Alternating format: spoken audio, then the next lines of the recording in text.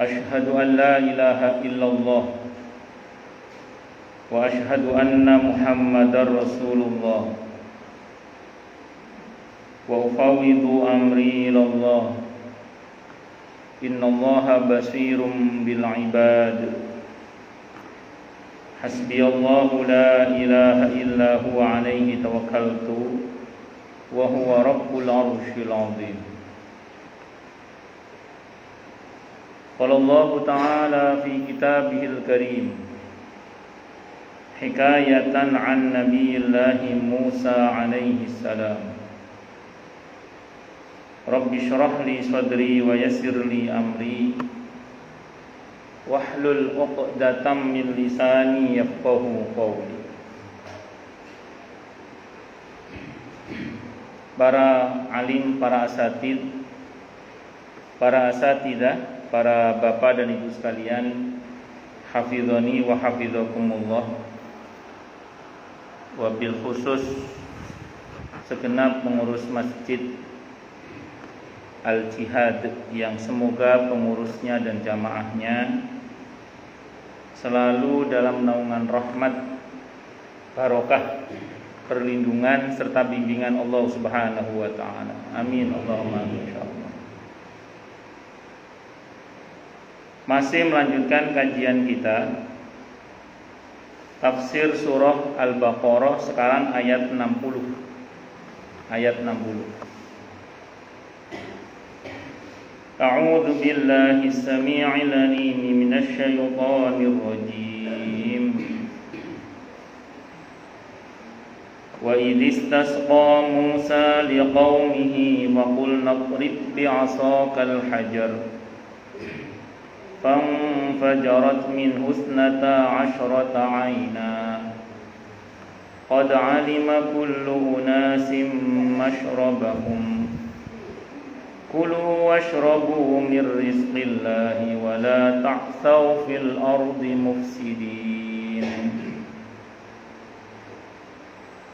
وإذ استسقى موسى, dan ingatlah ketika telah meminta air siapa Musa, Nabi Musa, liqaumihi, untuk kaumnya. Faqulna, maka kami katakan kepada Nabi Musa, idrib, pukullah, bi'asaka, dengan tongkatmu, al-hajaro, batu itu. Jadi ceritanya Bani Israel butuh air, gak ada sumur. Terus Nabi Musa minta kepada Allah air. Perintah Allah apa? Pukul dengan tongkatmu itu batu. Monggo Pak, monggo. Maka fangfajarat min husnata asyrata aina, maka memancarlah minhu, dari batu tersebut, apa isnata asyrata aina, 12 mata air. Jadi 12 mata air, 12 sumber mata air maksudnya gitu. Qad alima kullu unasim masyrabahum, karena saat itu Bani Israel ada 12 suku. Nabi Yakub itu kan namanya Israel ya, Israel. Bani Israel berarti anak cucunya Nabi Yakub. Nabi Yakub berapa putranya? 12. 2 satu kandung. Nabi Yusuf sama Benyamin satu kandung, ibu bapak satu kandung. Yang 10 sisanya itu Yahuda JS. Yahuda JS itu dari ibu yang lain. Jadi Nabi Yakub itu punya dua istri. Istri pertama melahirkan saudara-saudara Nabi Yusuf yang nomor 1 sampai nomor 10 itu. Terus istri yang kedua melahirkan Nabi Yusuf dan Benyamin. Nah itu total berapa? 12 ya. Jadi ada saat itu berapa? 12 suku dari Bani Israel, dari jalur seluruh putranya Nabi Yakub itu. Cuma nanti kebanyakan ngakunya dia Yahudi, kebanyakan. Kenapa? Karena Yahuda itu adalah putra Nabi Yakub yang paling keren. Yang paling keren, yaitu kaya raya gitu. Kan biasa orang kalau kaya sering diaku-aku dulure. Saya keluarganya Pak Yusuf kalah, padahal keluarga banget. ngaku-ngaku. Ya itu masuk, ini Yahudi, keluarganya Yahuda, padahal bukan dari jalur Yahuda, tapi dari jalur siapa? Itu seperti itu. Kok nggak Yusufi saja? Karena Nabi Yusuf kan didengki oleh Bani Israel itu ceritanya. Ya oleh saudara-saudara yang lain saat itu, walaupun akhirnya Allah satukan mereka ya dengan izin Allah. Qad alima kullu unasim masyrabahum. Setiap suku telah mengetahui tempat minumnya masing-masing. Isi kapling, ini untuk suku ini, sampai 12 suku itu. Perintahnya kulu washrabu min rizqillahi wa la ta'tsaw fil ardi mufsidin. Makan dan minumlah dari rezeki yang telah diberikan Allah dan janganlah kalian melakukan kejahatan di bumi dengan berbuat kerusakan. Ini Al-Baqarah ayat 60. Allah Ta'ala berfirman, ini tafsirnya, dan ingatlah nikmatku atas kalian, hai Bani Israel, ketika aku mengabulkan permintaan Nabi kalian, yaitu Musa alaihissalam, yaitu ketika ia meminta air kepadaku dan aku memudahkan air itu kepada kalian. Nabi Musa mukjizatnya batu dipukul keluar air. Kalau Nabi dari jarinya keluar air, gitu. Kalau Nabi Muhammad Sallallahu alaihi wasallam. Dan ini mukjizat, dan mukjizat ini nggak bisa dibuat main-main. Misalnya Nabi Musa iseng-iseng mukul batu tok gitu, ya ini tidak keluar air, tidak atas kehendak Allah. Jadi mukjizat itu atas kehendak Allah. Nabi kenapa jarinya keluar air? Karena Allah menghendaki. Dan itu nggak bisa dibuat main-main, terus main pancuran, wah, ya enggak. Dan para nabi mentalnya nggak gitu juga. Nah kalau kita bisa begitu, kita bisa main air melulu itu. Nyuci motor, Nabi itu dari jarinya keluar apa? Air. Tapi itu mukjizat dan tidak bisa buat main-main. Allahu Akbar. Saya ulang ya, yaitu ketika ia meminta air kepadaku dan aku memudahkan air itu kepada kalian. Aku mengeluarkan air itu untuk kalian dari batu yang kalian bawa. Lalu aku memancarkan air darinya sebanyak 12 mata air. Setiap suku telah mengetahui tempat minumnya masing-masing. Maka makanlah manna dan salwa. Kemarin manna dan salwa sudah kita terangkan ya, ada banyak tafsirnya itu. Dan minumlah air yang telah aku keluarkan untuk kalian tanpa harus bersusah payah. Sembahlah zat yang telah menundukkan itu semua untuk kalian. Dan janganlah kamu berkeliaran di muka bumi dengan berbuat kerusakan. yakni janganlah kalian menghadapi kenikmatan itu dengan kemaksiatan lalu kalian merampasnya. Jadi kalau bahasa sederhananya, masing-masing sudah ada jatahnya, jangan serakah. Masing-masing sudah ada jatahnya, maka jangan serakah. Maka teori rizki itu apa kata Hasan Al-Basri? Teori rizki itu, aku kata Hasan Al-Basri, ini supaya kita nggak serakah. Kompetisi boleh, serakah tidak boleh.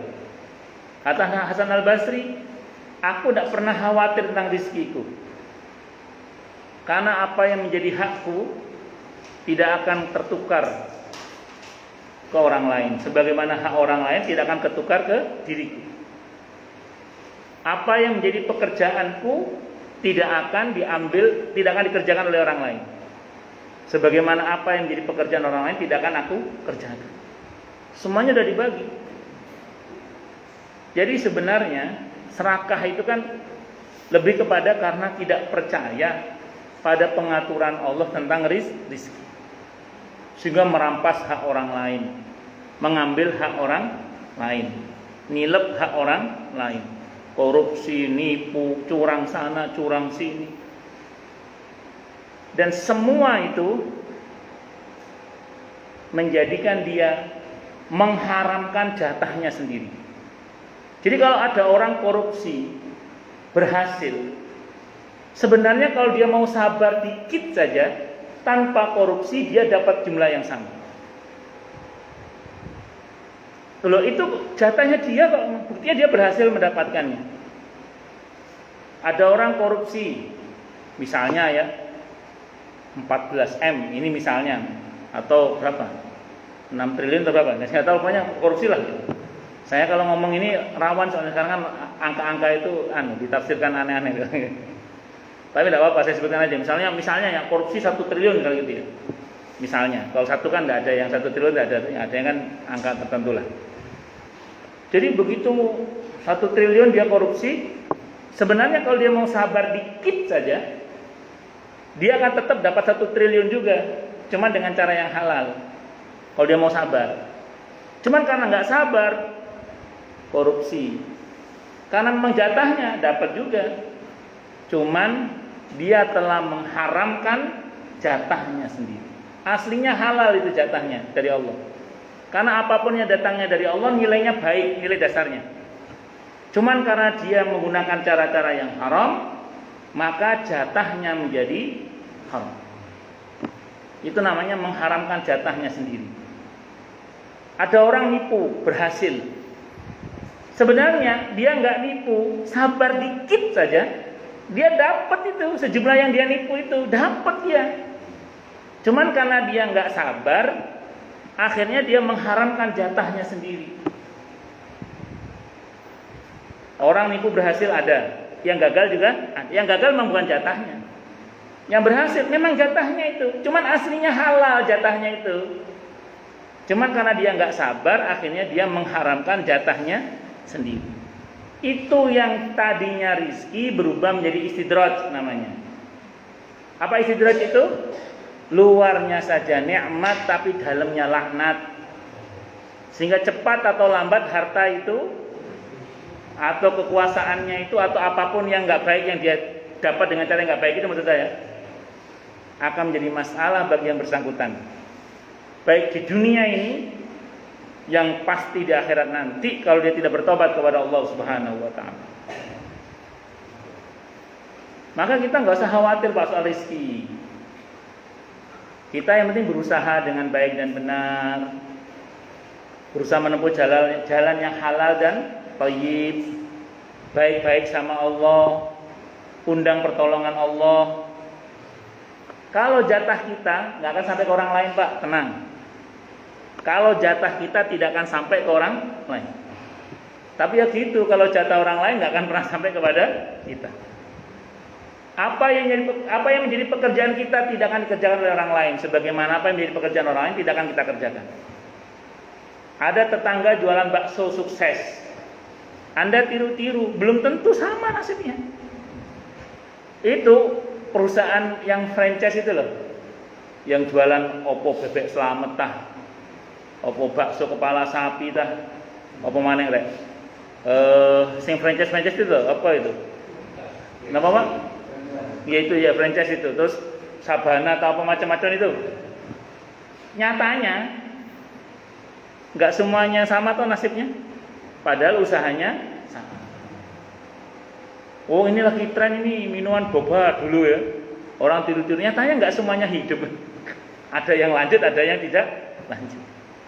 Kenapa? Karena memang sudah Allah bagi itu. Nahnu qasamna bainahum ma'isyatan fil hayatid dunya. Maka saya pernah baca sebuah berita di Mekah itu. Di Mekah itu kalau ada toko baru, misalnya rumah makan baru, itu sama rumah makan yang sebelahnya dibantu sampai bisa berdiri dengan baik. Ditanya sama wartawan, kenapa Anda bantu dia? Kan itu saingan Anda. Apa jawabannya orang itu? Rizki nggak akan ketukar. Terus ketika dia grand opening, itu yang warung lama tutup, restoran yang lama tutup. Diwawancara sama wartawan, kenapa Anda tutup? Kata beliau, biar orang merasakan makanannya. Kalau makan saya kan udah ngerasain tuh. Sengaja saya tutup beberapa hari supaya orang merasakan makanannya. Wah, kalau di kita Pak, tetangga jualan yang sama itu aduh dukun Pak. Dianggap saingan berat ini. Wah, iki gak wilo, iki aku dodol melok dodol pisan. Wes aduh dukun ya naudzubillahi min syarri. Ngono kok yang dukun, padahal dukun bodoh tur pikun. Allahu akbar. Paham ya? Jadi tapi sulit sih mendewasakan masyarakat kita, belum siap begini, ini belum siap masyarakat kita. Nah kalau secara akidah kita nggak usah takut. Makanya kita generasi tua, Pak. Fakta ya, kan sudah mulai bermunculan generasi-generasi muda yang lebih cemerlang. Mungkin di tempat pekerjaan kita, di profesi kita atau apa. Terus jangan merasa tersaingi terus, oh ini anak muda ini pak munjengat tak tenggelamkan kembali. Percuma, Pak. Karena apa? Karena masing-masing punya takdirnya sendiri-sendiri. Mungkin kita berpijak di bumi dan langit yang sama, tapi takdir kita berbeda. Tidak usah gitu. Pokoknya dilihat aja semua sudah Allah atur tentang rizki, tenang-tenang saja. Yang penting bagaimana kita berusaha dengan halal dan thayyib, jalin hubungan baik dengan Allah. Selebihnya serahkan semuanya kepada Allah. Bisa dimengerti ya, insyaallah nggih. Nah, itu perintah Allah itu seperti itu. Kisah ini mirip dengan kisah yang disebutkan dalam surah Al-A'raf. Hanya saja kisah itu Makkiyah, diturunkan di Mekah. Sehingga berita tentang mereka dengan dhamir ghaib, kata ganti ketiga. Ketika Allah Ta'ala menceritakan kisah ini kepada Rasulullah Sallallahu Alaihi Wasallam, tentang apa yang telah diperbuat terhadap mereka. Adapun kisah yang ada dalam surah ini, yaitu surah Al-Baqarah, maka ia madaniyah, diturunkan di Madinah atau setelah Nabi hijrah. Oleh karena itu, dhamir yang digunakan adalah dengan kata ganti kedua, ditunjuk langsung kepada mereka. Dalam surah Al-A'raf Allah Ta'ala menggambarkan dengan lafaz fambajasat. Ini adalah awal terpancarnya. Kemudian dalam ayat ini Allah mengabarkan dengan lafaz fangfajarat, yaitu kembali pada kondisi akhirnya. Sehingga masing-masing kata sesuai dengan tempatnya. Wallahu alam. Jadi gini, ketika Nabi di Mekah, Nabi belum bersentuhan dengan orang-orang Yahudi ketika di Mekah itu. Kebanyakan ya orang lokal, karena Mekah itu kan lembah, desa. Kalau Madinah itu sudah lintas bangsa, lintas suku itu ada di situ itu. Lintas keyakinan sudah ada. Kalau di Mekah itu enggak terlalu heterogen masyarakatnya, masih cenderung homogen. Makanya ketika ayat Al-Quran menceritakan tentang orang Bani Israel, Allah menggunakan kata ganti pihak ketiga yang tidak hadir. Mereka gitu. Tapi begitu di Madinah, Nabi Quran menggunakan kata kalian. Untuk orang-orang Bani Israel itu kalian. Kenapa? Karena Nabi berhadapan langsung dengan orang-orang Yahudi, orang-orang Bani Israel saat itu. Dan kita tahu ya, Nabi itu di Mekah itu tidak punya musuh orang munafik di Mekah. Karena cenderung homogen tadi. Orang Mekah itu kan wong desa, itu apa adanya. Lek seneng ya ketok, lek gak seneng ya ketok. Lek iya ya, lek gak. Nah, itu orang Mekah itu. Jadi wani rai. Surabaya, wani rai. Itu orang mana? Orang Mekah. Makanya Nabi itu walaupun tantangan dakwanya sangat berat di Mekah itu, karena hampir boleh kata tidak ada perlawanan dari pihak Nabi selama didolimi kurang lebih 13 tahun itu. Tapi Nabi mengkapling musuh itu jelas, tegas. Kafir muslim itu jelas, gitu loh. Begitu masuk Madinah, di mana masyarakatnya sudah mulai heterogen itu, terus lintas suku bangsa banyak di situ, keyakinan juga macam-macam di Madinah. Disitulah Nabi pertama kali punya musuh orang munafik. Nah, yang mencetak tokoh munafik ini orang Yahudi. Jadi ceritanya gini, ada politisi, tokoh politik yang digadang-gadang jadi pemimpin Madinah saat itu, namanya Abdullah bin Ubay bin Salul. Itu digadang-gadang jadi pemimpin Madinah. Begitu Nabi hijrah ke Madinah, dia kalah pamor sama Nabi itu. Kalah pamor secara aklamasi masyarakat Madinah yang lintas bangsa itu, termasuk orang Yahudinya, meminta Nabi untuk menjadi pemimpin secara aklamasi. Abdullah bin Ubay bin Salul mau konfrontasi dengan Nabi, gak berani. Secara kalkulasi politik kalah. Karena takut kalah, maka dia bikin KLB. Oh enggak, bukan KLB, itu lain itu. Itu lain. Kok lari ke sana itu? Karena beliau takut kalah, akhirnya kemudian beliau bikin apa? Enggak. Ya sudah menang. Awalnya diam. Nah, si Yahudi itu baca potensi. Nah, itu yang tadi KLB keterlepasan saya. Sudah dibahas itu. Ya, keterlepasan yang sengaja saya lepas. Ya. Terus ya biar Anda nggak ngantuk lah. Nah, tapi nanti jangan tanyakan KLB, saya nggak paham saya. Terus kemudian itu akhirnya si tokoh Yahudi baca peluang nih. Wah, ini kayaknya Abdullah bin Ubay bin Salul ini potensial ini. Dijadikan senjata untuk menghadapi Muhammad. Karena orang Yahudi itu punya kebiasaan kalau punya konflik dengan bangsa Arab, itu dia menggunakan teori adu domba.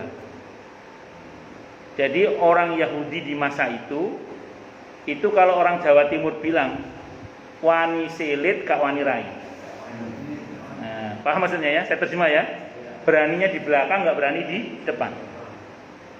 Itu kalau orang Jawa Timur tadi nyebutnya itu. Saya nggak ulangi lagi, itu bahaya, bahasanya agak kasar. Akhirnya singkat kata singkat cerita, karena dia cuma berani di belakang, nggak berani di depan, diprovokasi nih Abdullah bin Ubay bin Salul ini. Udah gini aja lah, kamu kan konfrontasi nggak akan berani, karena secara kalkulasi politik kamu pasti kalah lah. Tapi kalau kamu diem gini aja, kamu juga hilang kehormatan harga diri kamu, ya, dipanas-panasi gitu. Saran saya, ini orang-orang Yahudi yang mengusulkan. Saran saya, kamu masuk Islam saja. Loh, tapi kan saya nggak beriman sama Muhammad, kata Abdullah bin Ubay bin Salul itu. Saya kan nggak beriman sama Muhammad. Ya kamu beriman tapi pura-pura saja. Beriman tapi apa? Pura-pura saja. Wah, akhirnya ya itu dia pura-pura masuk Islam, tapi melakukan pembusukan dari dalam. Ini Nabi agak repot menghadapi model musuh yang seperti ini. Kalau kafir jelas ya siapa yang dihadapi. Ini masuk Islam tapi melakukan pembusukan dari dalam. Namanya orang-orang munafik saat itu. Dan munafik itu dari kata nafiqo, artinya tikus. Karena kelakuannya kayak tikus. Tikus itu kalau nggak ada orang berantakin apa aja. Kalau ada orang lari, pengecut tikus itu. Kalau ada tikus berani itu tikus stres itu. Saya pernah, Pak, di depan rumah itu ada tikus. Kata istri saya, "Mas, tikus mas." Saya ke depan itu. Mau saya pukul nggak lari dia.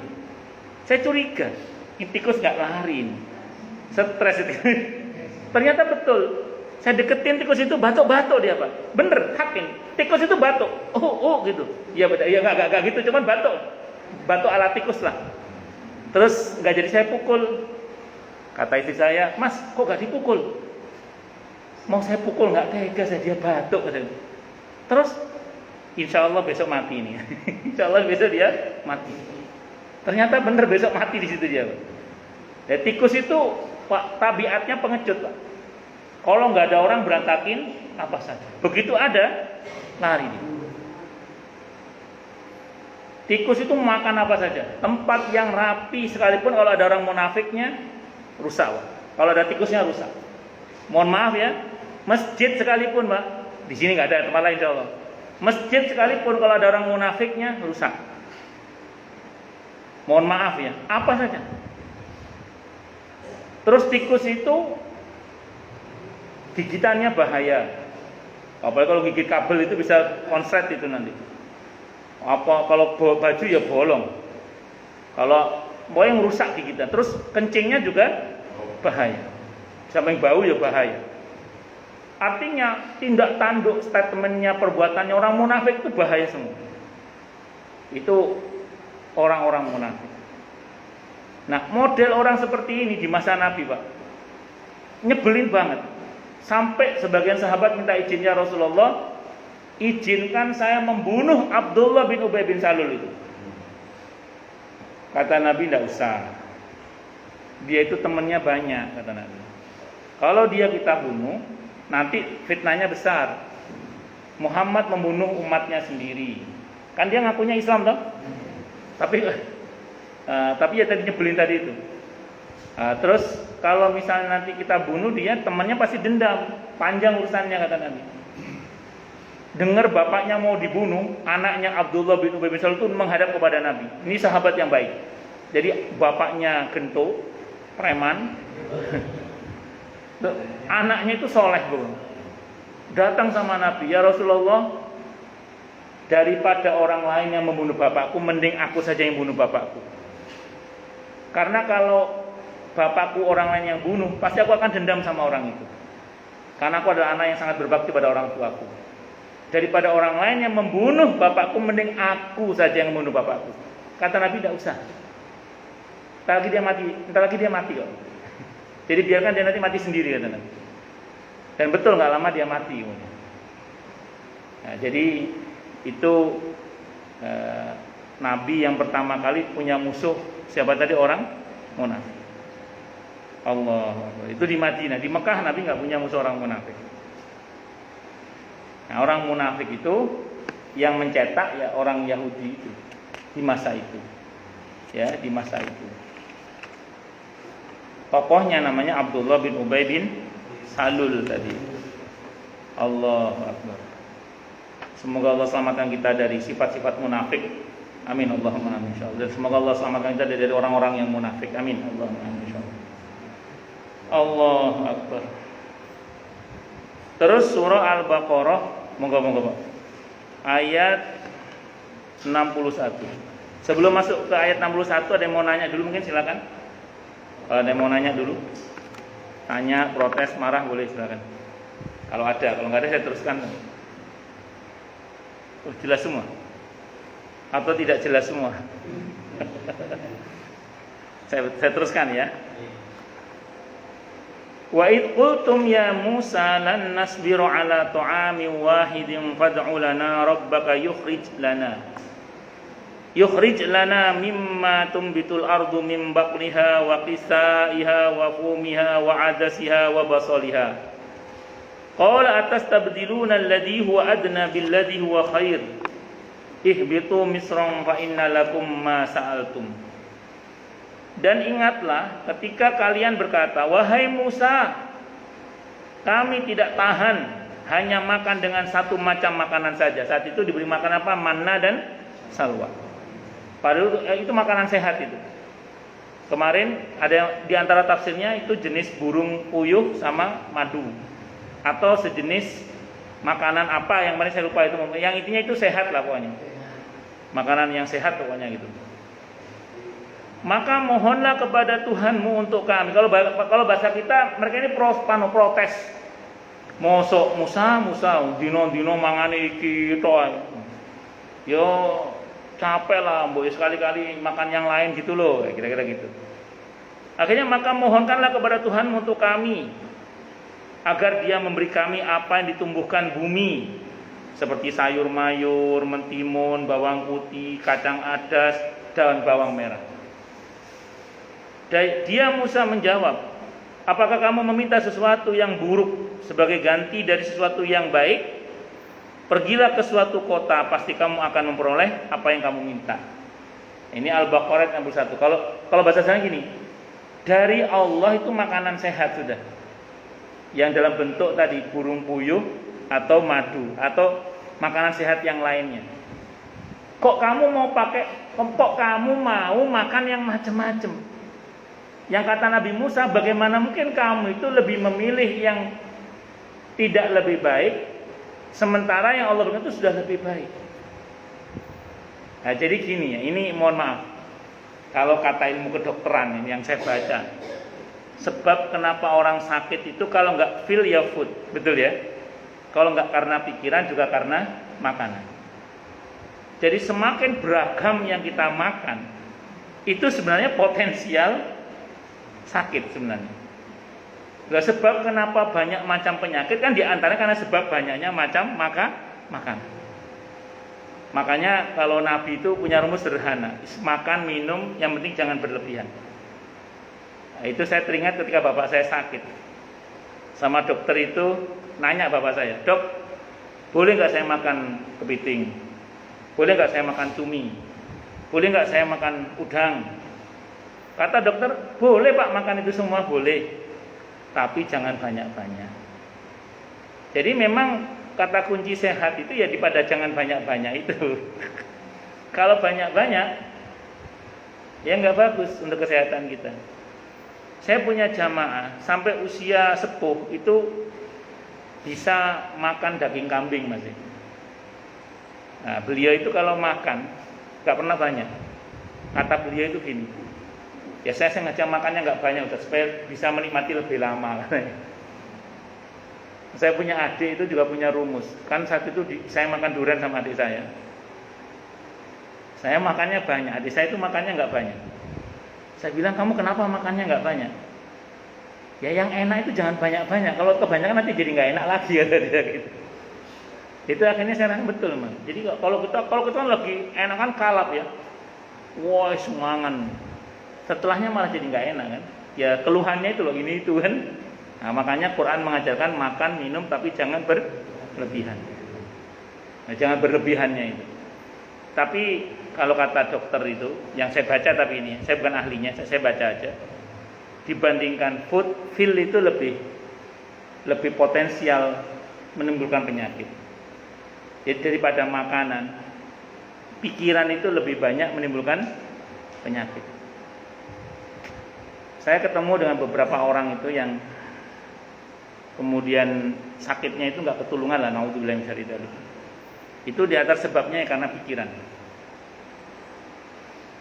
Saya hari Jumat kemarin khutbah. Saya dapat kabar kan jamaah saya kan meninggal dunia. Padahal beliau orangnya sangat sehat karena olahragawan. Di samping juga karena COVID, tapi sebelum COVID beliau kan memang sudah sakit ya. Sudah sakit. Nah, punya cerita ini untuk pelajaran saja ya. Semoga Allah merahmati beliau dengan rahmat yang luas ya. Amin Allahumma amin.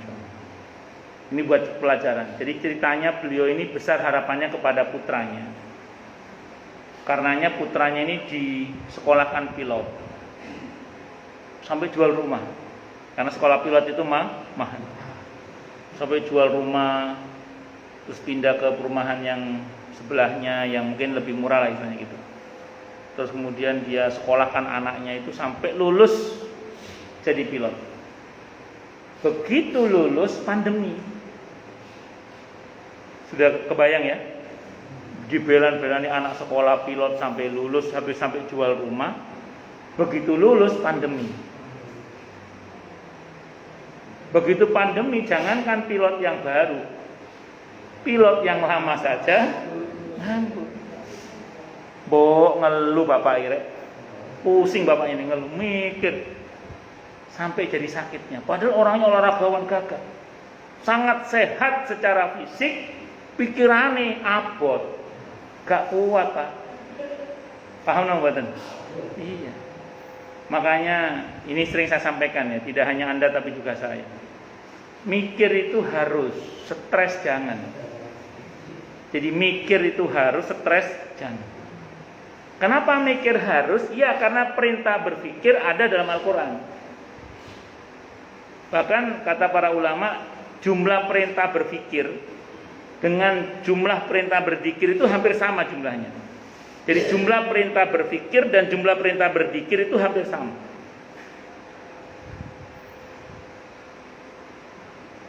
Maka berpikir ya berpikir saja, tapi jangan stres, jangan pusing. Kalau kan ada orang yang ngomong gini ya, udah jalani aja nggak usah dipikir. Itu kalau saya kurang tepat itu kalau menurut saya. Kenapa? Karena berpikir itu diperintah soalnya. Yang betul itu gini barangkali, maksudnya gini. Udah jalani aja nggak usah pusing. Nah itu betul itu Pak. Karena perintah pusing tidak ada. Saya pribadi, saya kan manusia biasa ya. Jadi ketika satu saat kadang mikirnya agak berat gitu ya. Ya harus ngeluh barang jenenge mikir. Kadang begitu mau stres itu, begitu mau pusing, itu saya marahi diri saya sendiri. Ngapain kamu pusing? Nah, saya marahi diri saya sendiri. Ngapain kamu pusing? Kayak nggak punya Allah saja. Nah, gitu. Emang yang ngatur hidup kamu apa? Jadi saya marahi diri saya. Emang yang ngatur hidup kamu apa? Yang ngatur hidup kamu itu Allah. Ngapain kamu pusing? Terus kalau kamu pusing, kamu keluar dari ketaatan. Kenapa? Karena berarti meragukan maha kuasanya Allah. Sedih boleh Pak, tapi jangan stres, jangan depresi, jangan meratap gitu kalau bahasa hadisnya itu. Nangis boleh, meratap jangan. Karena kalau sudah meratap itu nggak sehat. Bisa dimengerti nggih? Nah, itu diantaranya. Allahu Akbar. Tadi dua beliau yang keluar itu sehat kan ya beliau-beliau ya? Enggak, saya takutnya sakit. Enggak apa-apa ya? Oh sehat nggih? Oh lagi ada keperluan. Saya khawatirnya beliau sakit itu. Soalnya pernah ada jamaah itu di tengah-tengah ngaji karena beliau sedang kurang sehat, pulang. Maksud saya kalau sakit kita doakan semoga sehat gitu ya. Tapi kalau sehat ya sudah, semoga dijaga terus oleh Allah. Amin. Insyaallah. Allahu Akbar. Bun, itu tadi tentang Bani Israel. Allah Ta'ala berfirman, dan ingatlah nikmatku atas kalian. Ini tafsirnya. Ketika aku menurunkan manna dan salwa kepada kalian, suatu makanan yang baik, memiliki manfaat, lezat dan mudah. Dan ingatlah ketika kalian merasa bosan dan jemu terhadap apa yang telah aku rezekikan kepada kalian. Kemudian kalian meminta kepada Musa agar menggantikan hal itu dengan makanan-makanan yang lebih rendah, seperti sayur mayur dan semisalnya, sebagaimana yang telah kalian minta. Kalau bahasa sederhananya, orang Bani Israel dalam konteks ayat ini terhadap rezeki Allah yang mudah, yang menyehatkan, yang bermanfaat, dia tidak bersyukur. Karena memang watak manusia itu terhadap sesuatu yang sudah membiasa itu kadang lupa bersyukur. Dianggap itu sebagai sesuatu yang tidak istimewa, padahal itu sesuatu yang istimewa. Nun sewu nggih, jenengan punya istri, ibu punya suami. Ketika masih hidup, kadang kita meremehkan, menganggap istri kita biasalah, suami ibu-ibu biasalah. Ya wis ngono-ngono iku wae, wis biasa ae, wong coba dina-dina ketemu. Malah ana sing mikir mosok iki tok terus. Nah, singkat kata singkat cerita, ini catatan pentingnya ya. Itu kadang akan terasa pentingnya istri, akan terasa pentingnya suami kalau sudah meninggal, sudah enggak ada. Nah, makanya mumpung masih hidup, dieman-eman nggih. Dieman-eman itu pesan saya, tolong dieman-eman betul. Jangan dikubur sebelum mati, itu pesan saya. Allah Akbar. Terus kadang sebagian orang itu karena melihat kekurangan pasangannya, di otaknya itu yang ada apa? Apalagi terus diuji oleh Allah melihat kelebihan yang dia harapkan ada di orang lain. Terus mulai mikir yang aneh-aneh. Nauzubillahi min syarri dzalik. Padahal belum tentu kalau mencari gantinya lebih baik. Makanya saya kepada para janda, para duda itu kalau ngasih nasihat apa? Kepada para janda, para duda itu saya sering nasihati apa? Hidup sendiri itu memang gak enak. Tapi salah pilih istri itu jauh lebih gak enak lagi. Hidup sendiri mungkin gak enak, tapi salah pilih suami itu jauh lebih gak enak lagi. Makanya hati-hati. Allahu Akbar. Makanya yang masih ada dia eman-eman tenan disyukuri. Tak syukuri mas alhamdulillah. Bapak-bapak, istri kok cerewet, alhamdulillah. Istri saya sehat, alhamdulillah. Pulang rumah berantakan, alhamdulillah. Cucu saya, anak saya sehat, alhamdulillah. Loh gitu aja. Jangan diambil pusingnya. Tidur suami ngoro, alhamdulillah. Saya masih punya suami, alhamdulillah. Alhamdulillah. Allahu Akbar. Al Hasan Al Basri berkata, jadi jangan kayak orang Bani Israel ya, yang sudah ada belum disyukuri, nuntut yang lebih, padahal yang lebih itu ternyata tidak lebih baik menurut Allah. Iya, yang ada itu syukuri. Perkara nanti minta lebih dalam rangka untuk lebih bersyukur. Jadi jangan yang sudah ada, yang jelas-jelas lebih baik aja belum disyukuri kok. Sudah minta yang lebih lagi. Allahu Akbar. Al Hasan Al Basri berkata, lalu mereka merasa bosan, ini wataknya manusia, dan tidak bersabar atasnya, kemudian mengingat kembali kehidupan mereka sebelumnya. Mereka adalah suatu kaum yang dahulunya memiliki sayur mayur, ketimun, bawang putih, kacang adas, dan bawang merah. Mereka mengatakan, hai Musa, kami tidak bisa sabar atau tidak tahan dengan suatu macam makanan saja, dan satu macam makanan saja. Sebab itu mohonkanlah untuk kami kepada Tuhanmu, agar Dia mengeluarkan bagi kami dari apa yang ditumbuhkan bumi, yaitu sayur mayurnya, ketimunnya, bawang putihnya, kacang adasnya, dan bawang merahnya. Sayur-sayur, ketimun, kacang adas, dan bawang merah semuanya sudah bisa diketahui. Adapun al-fum, maka para ulama salaf berselisih pendapat mengenai maknanya. Dalam qiraah Ibnu Mas'ud dibaca dengan lafaz wa saumuha, yaitu dengan huruf sa, artinya bawang putih. Demikian juga yang ditafsirkan oleh Mujahid Ar-Rabi dan bin Anas dan Sa'id ibn Jubair. Ibnu Jarir berkata, seandainya penafsiran itu sahih, maka itu sebenarnya huruf yang diganti, seperti perkataan ahli bahasa, asuru syarrun wa'afuru syarrun wa'afuhu syarrun wa asasi wa maghafiru wa ma'athiru, dan lafaz-lafaz lain yang semisal, yakni perubahan dari huruf fa ke huruf sa atau huruf sa ke huruf fa karena kedekatan makhraj huruf-huruf itu. Wallahu alam. Ini babnya bahasa nanti. Ini kelasnya kelas agak berat kalau itu. Pendapat lain mengatakan al-fum maksudnya adalah hintoh, biji gandum. Itu biji yang biasa digunakan untuk membuat roti. Kalau bahasa sederhananya, sebenarnya mereka itu intinya satu, yaitu bosan dengan nikmat yang Allah berikan kepada dirinya karena memang tidak bersyukur. Padahal kalau mau bersyukur itu masih mending Allah kasih daripada nggak Allah kasih, kalau bahasa sederhananya gitu. Cuman karena mereka dasarnya nggak bersyukur, akhirnya suatu baik dan lebih menyehatkan pun itu mereka protes, malah menginginkan sesuatu yang lebih, yang ternyata tidak lebih baik, justru lebih buruk.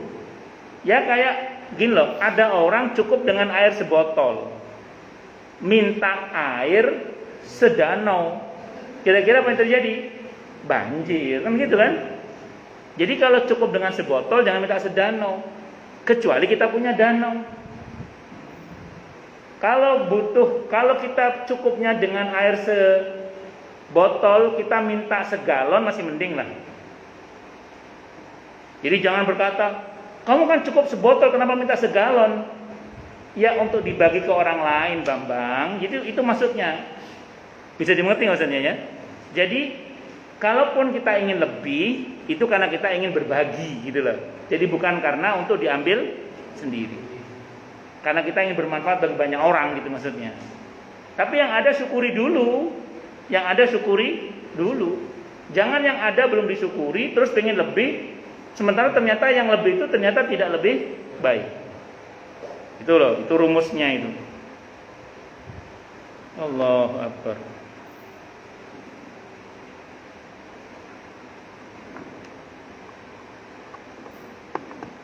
Kemudian Ibnu Jarir meriwayatkan dari Ibnu Abbas radhiyallahu anhu berkata, al-fum adalah al-hintam menurut bahasa Bani Hashim.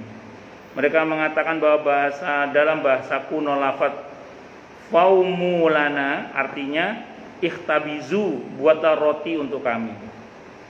Al-Bukhari berkata dan sebagian ulama yang lain mengatakan biji-biji yang bisa dimakan semuanya dinamakan fum. Firman Allah Ta'ala, Musa berkata, apakah kamu meminta sesuatu yang buruk sebagai ganti dari sesuatu yang baik? Ini yang sudah ada ini sudah lebih baik, kamu kok malah minta yang buruk? Kebanyakan makan malah penyakitan nanti. Kalau bahasanya Nabi Musa kira-kira gitulah. Ini adalah bentuk takrik, teguran keras dan celaan terhadap apa yang mereka minta, yaitu berupa makanan-makanan yang rendah, padahal mereka sedang berada pada kehidupan yang enak, makanan yang lezat, baik dan berkhasiat. Saya mau tanya gini, ini mohon maaf ya, pernah nggak jenengan bareng sama anak jenengan yang masih kecil, terus mewek minta dibelikan manisan atau jajanan, terus kita melarang? Anak ini kadang ngomel kan, ih mama pelit, bapak pelit. Padahal bukan pelit, kita tahu itu makanan gak sehat. Walaupun menurut anak-anak itu enak. Nah kadang manusia itu gak paham bahwa apa yang Allah telah berikan kepada dia itu yang cocok buat dia. Tapi dasar karena manusia serakah, akhirnya bersikap berlebihan. Yang itu menurut selera nafsu enak, tapi selera nafsu, tapi dalam pandangan Allah itu buruk. Dan akhirnya malah buruk bagi kita. Makanya saya ulang, agama itu didesain oleh Allah untuk supaya kita mengenal batas, agar kita tidak melampaui batas, agar kita mengenal batas. Karena kalau melampaui batas itu bahaya. Bisa dimengerti ya? Nah itu diantaranya. Allahu Akbar. Firman Allah Ta'ala, ihbitu misran, demikianlah kata misran merupakan tanwin masruf yang ditulis dengan alif dalam mushaf Utsmaniyah, dan itu adalah qiraah jumhur, yaitu dengan sarf tanwin. Ibnu Jarir berkata, saya tidak memperkenankan qiraah selain itu karena ijma' semua mushaf tertulis demikian. Selanjutnya Ibnu Abbas berkata kalimat pergilah kamu ke suatu kota, yakni salah satu kota dari kota-kota yang ada. Hadis riwayat Ibnu Hatim darinya. Ibnu Jarir berkata disebutkan dalam qiraah Ubay bin Ka'ab radhiyallahu an dan Ibnu Mas'ud radhiyallahu an dengan lafaz ihbitu Misr tanpa ijra, yakni tanpa tanwin. Kemudian yang meriwayatkan dari Abul Aliyah dan Ar-Rabi' bin Anas bahwa keduanya menafsirkan hal itu dengan kota Mesir tempat Fir'aun. Ibnu Jarir melanjutkan ada kemungkinan lain, maksudnya adalah kota Mesir Fir'aun berdasarkan qiraah ijra juga.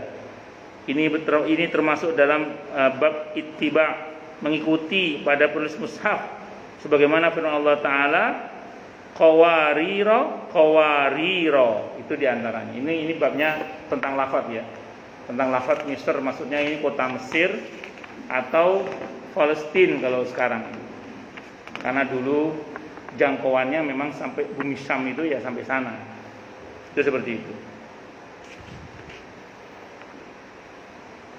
Wa yutafu dan seterusnya, ini cukup panjang tafsirnya. Silakan yang mau tanya dulu deh, yang mau tanya protes marah boleh, kalau enggak saya teruskan.